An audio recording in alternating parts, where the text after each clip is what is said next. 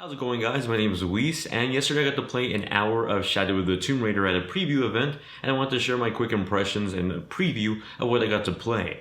Now, Square Enix didn't let us capture any gameplay, and they didn't release any gameplay, so I'll be using gameplay from Rise of the Tomb Raider and some screenshots and concept art that they released to sort of get my point across while I talk about what I got to play.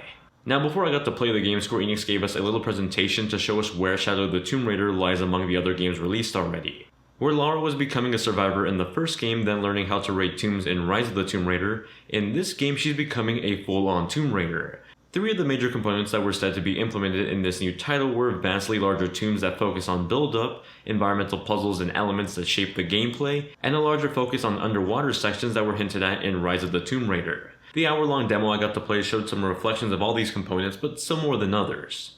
The demo I got to play took place in the depths of Mexico, where Lara and Jonah were following a lead on what Trinity is up to.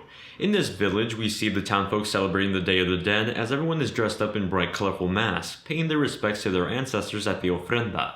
In this bustling city, we control Lara as she's listening in on the townfolk for any information. Eventually, this leads you into a moment of rescue as you see a man being attacked by one of Trinity's henchmen.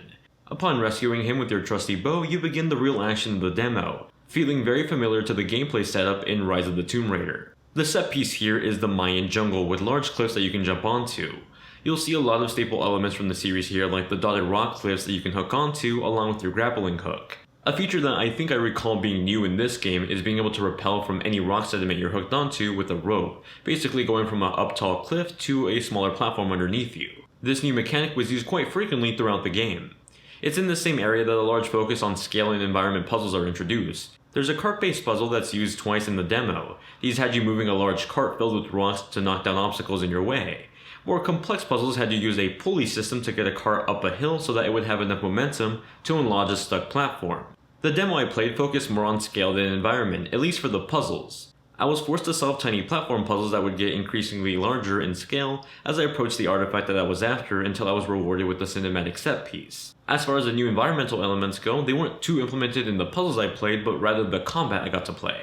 Falling into a pile of mud, for example, you can see Lara get quite literally more dirty, but equally get better at hiding with the added camouflage. Leaning on a wall will have Lara hide in the vines growing on it, making a good use of her surroundings. The combat for Shadow of the Tomb Raider felt very similar to Rise, although the gunplay felt certainly more punchy this time around. There was more of a hard recoil for some of the guns than what I remembered in previous games. Other than that, a lot of the staple features from previous games like the stealth takedowns and crafting are back. Now, it has been almost 3 years since I played Rise of the Tomb Raider, and I feel like the crafting in Rise of the Tomb Raider was a bit more complex than it was in Shadow of the Tomb Raider, at least in this demo.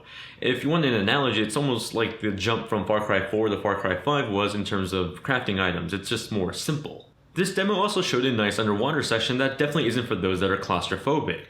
The game did a good job at balancing the amount of time in these underwater areas. That balance gave me, the player, the perfect amount of time where I felt I had enough time to get through an underwater tunnel without feeling like I didn't have enough time, but still feeling the stakes that Lara was really close to dying.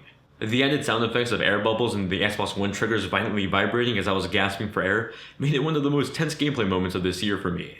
The demo ended with Lara retrieving the artifact that she was after that essentially causes the Mayan apocalypse to begin, and immediately you know that this game's story is going to be a much darker tone from the previous games.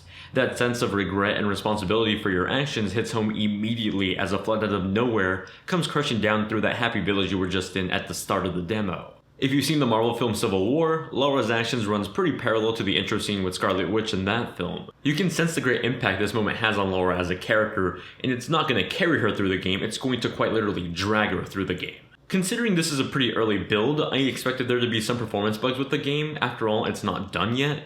I played on an Xbox One X dev unit and the game ran at an incredibly sharp, what looks like native 4K picture. The edges of the character models and objects in the city look crisp and sharp. The use of HDR shined when it came to slowly walking through the dim light village, with only the slight amount of light coming from the candles on the ofrenda.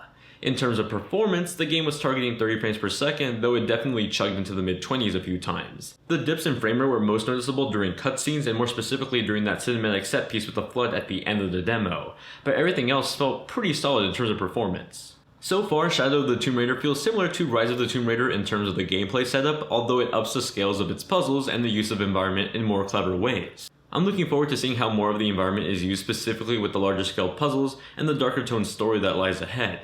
Shadow of the Tomb Raider comes out simultaneously for the PS4, Xbox One, and PC on September 14th.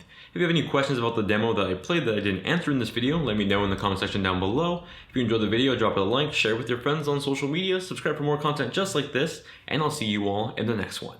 Bye.